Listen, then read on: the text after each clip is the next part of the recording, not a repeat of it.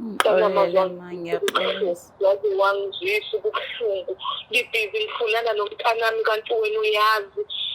Hawu wazwalona usuku lami wazwangizwisa ubuhlungu. Bengekho lula ukuthi ngisho. Hawu mntanami ukulandela kancane. Yazi ukulandela kancane ngathi angakulandela kakuqinye. Hawu kodwa ngumntanami. Ngiyaxolisa. Kunini simfuna. Ngiyaxolisa ma. Ufuna ukuthi uyaxolisa, ufuna ukuthi lolo ukuthi uyaxolisa la. Uxolisa konke okuzokufika ngani ngasho ingane yami idindizile lapha yami. Ufuna ukuthi uyaxolisa.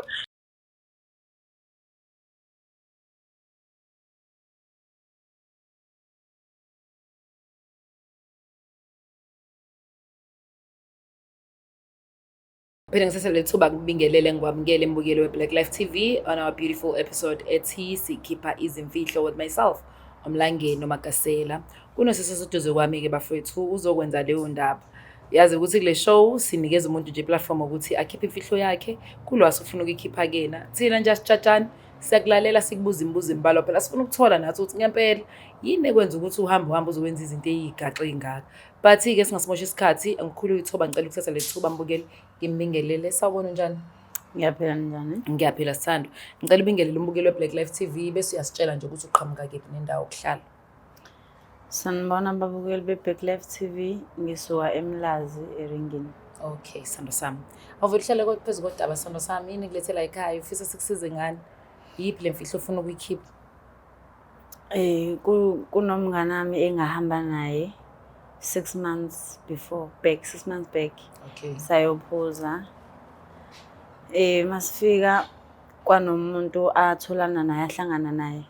Okay. Emese sekusondela isikhathi sokuthi sihambe sengize ngiyombheka. Ngiyafika usethuli emva kwala sasibhizi siphuza khona.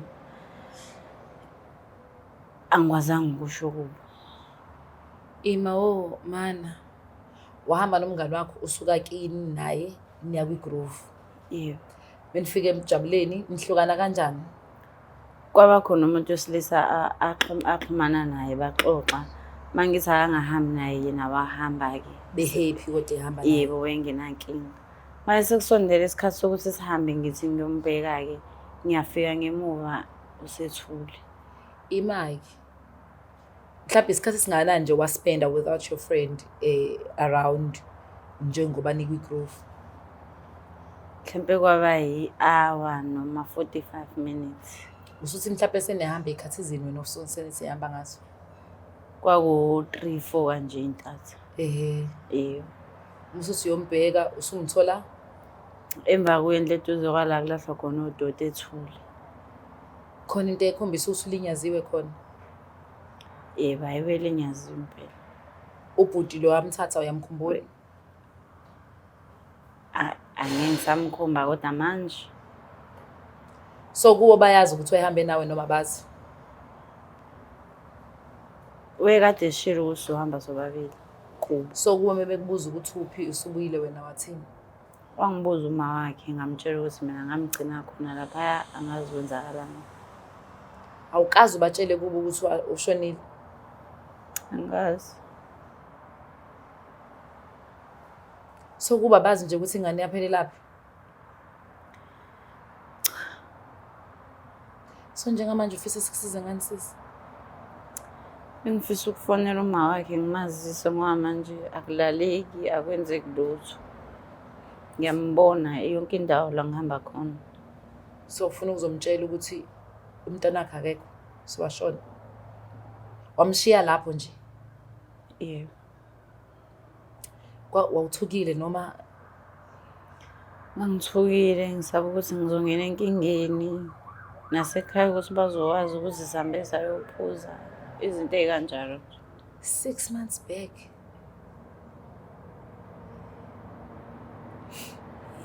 Yo. Kubo nje bazi ukuthi ulahlekile abakwazi ukumthola abazi ukuthi so wena uzomtshela uma wakhe manje ukuthi akasekho? Yebo, ngoba unakho ukungibuza ngoba sisondelene. Mhlawumbe lana eGroove khona kukude kangana nasekhaya? Eyi, akukho ngasekhaya. Kukude, siyagibela nje impela. Kusa-dry ngethiwe. Eh. Yebo. Okay. Ake senze kanje. Azama ukuthi sifanele umzali. Simo sizothatha kanjani lolu daba lakhe. I'm sure la hleli khona wazi ukuthi ingane ilahlekile mhlawumbe isazophinda ibuye. So manje uzomtshela iqiniso ukuthi kufanele benze amalungiselelo ukuthi bangcwabe umntwana. Yebo, nokuthi bangisize namaye ukungilandela. Phela into yenza ukuthi akulandeli ngoba usho ukuthi umshiyeli. Kodwa mina ngimkhuzile angahambi naloya bhuti. But sekwenzakalile egcineni akushintshi lutho ukuthi usetholakala eshonile. Ngabe mhlawumbe uphenyo lenzelwa long time ago abantu abenze leso senzo mhlawumbe kade bavalelwe. But you keeping quiet udelayisa nesikhathi sokuthi kulungiswe leso simo.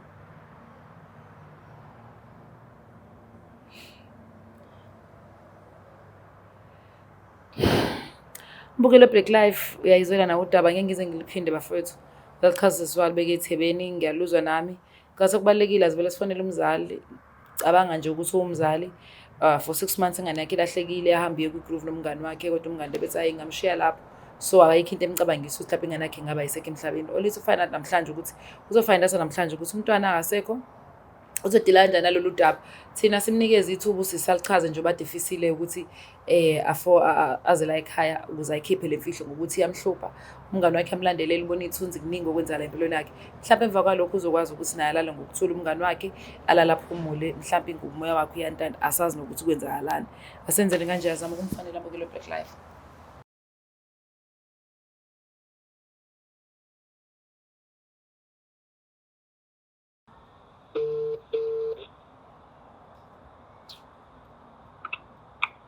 Hello?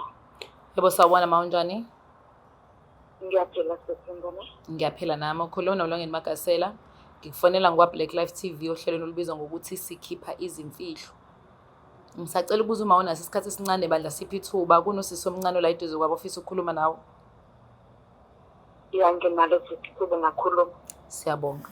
Ibambe nje kanjena ke dadewethu nje bade ngibambile nami. Thank you. Yebo, sanibona ma. Yebo mntanami unjani? Ngiyaphila njani ma?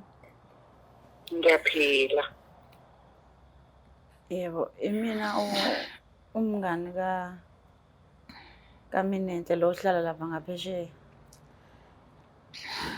Oh, okay sis. Ya ungakhuluma. Ya. Yebo, kunento ebengifisa ukwazisa yona. Into ofisa ungazisa yona. Yebo. Emayelana noMinenhle. Hawu, okay mntanami ungakhuluma. Ngalelalanga eduka ngangikhona. Ngiyazi ukuthi kwenzakalani kuyena. Imali mntanami angizwanga awuphinde sis. Angizwanga mntanami phinda ngikuso. Usuka aduka ngalo ngangikhona and ngiyazi ukuthi kwenzakalani kuyena. Okay chaza mntanami kwenzakalani? Sahamba siyophuza. Wabe sehamba nomuntu wesilisa. Mase kushaya isikhathi sokuthi sihambe ngiyombheka. Mase ngamfica ethuli.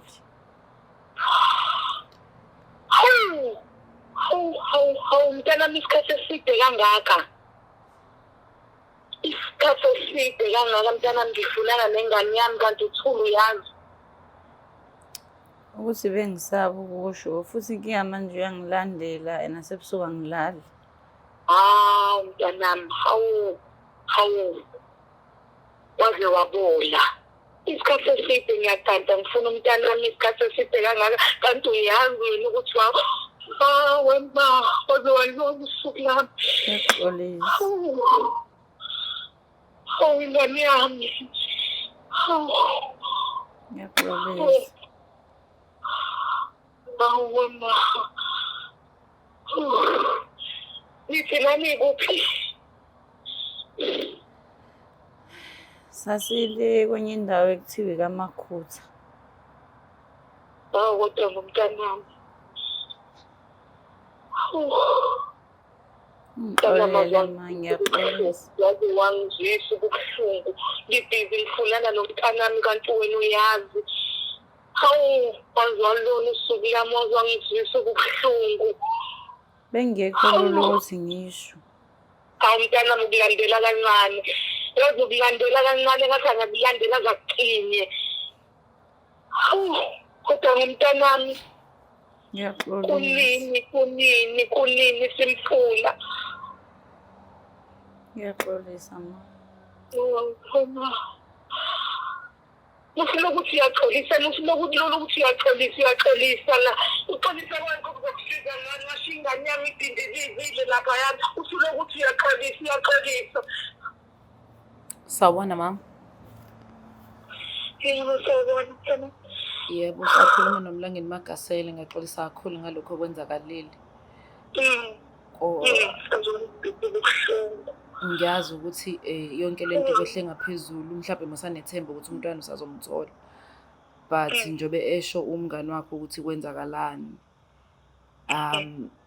Ngicela nje if ungakwazi ukwenza mhlambe utshela umndeni nihambe nilapho kwamakhutha niyobheka umntwana nizama ukumthola, ni-check-e yonke into nje o-DNA, nithole ukuthi uyena umntwana, kwenziwa amalungiselelo ngoba u6 months imkhulu umntwana engekho ehlele khona. Ngisho asazi kwenzakalani ey'khungweni zikahulumeni, umuntu mengatholakali for 6 months eshonile, anginalo ulwazi oluphelele, so angeke ngize ngifisa ukuthi ngathi ungaphuthuma. Nakhona umntwana uchazile ukuthi wathuka, kona sekuyisikhathi eside impela ethukile, kodwa ngathi lolu daba linzima kakhulu. Mhlawumpe if ungasukumela sithandwa sami manje kunzima kubuhlungu njalo, usheshe uthole ukuthi kwenzakaleni and mhlawumbe ngisangakwazi ukuthi uthole nababulali. Ngiyaxolisa kakhulu. Sizophinde sikufonele off air sikulandelele just to check ukuthi khona ukulungisa lapha khona la singakusiza khona thina la ekhaya. Siyabonga kakhulu. Siyabonga nathi.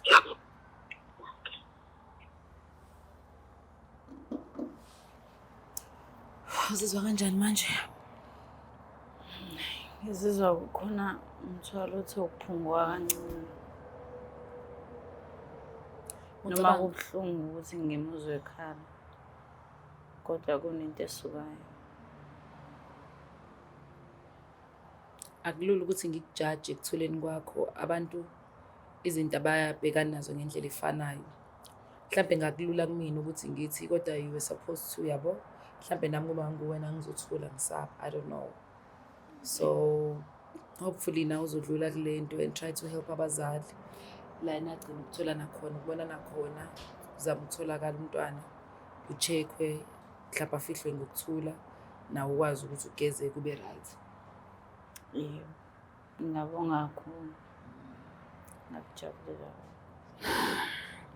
Mbukelo Black Life lolu daba lihlasimisa somzimba.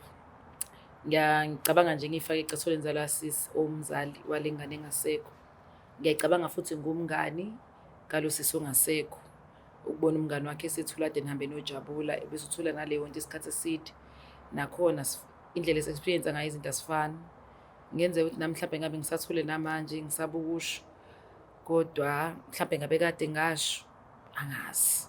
So angajajani bafethu, ngizozwa kuwena kuma-comments usitshela ukuthi wena kuthina ukuphawula kwakho kulolu daba. Usisi basizakala kanjani, umndeni usizakala kanjani ukuthi phambili emva kokuthi sekufanele bazi manje ukuthi badila nokuthi umntwana akasekho emhlabeni. So many ogroup abafethu nakelanani, yabo lento amantombazane sifeni hambe nabantu besilisa lapha phambili. Ningabusayenza isekho on sikhathele ukuthi justice for nina bafethu. Do the right thing.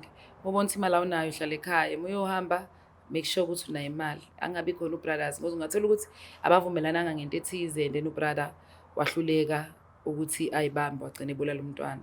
Kuningi efana bese kutholeni mhlawumbe udlenguliwe before abulawa asazi, but ke let's hope ukuthi umthetho uzokwazi ukuthatha indawo kule case. Mina uMlangeni Magasela ngithanda ibhadi. Siphinde sibonane kwi-episode elandelayo. Ungakhohlwa ukulike, share, comment and subscribe. I'm out. Black Life Traditional Pharmacy izimpande zama-Afrika.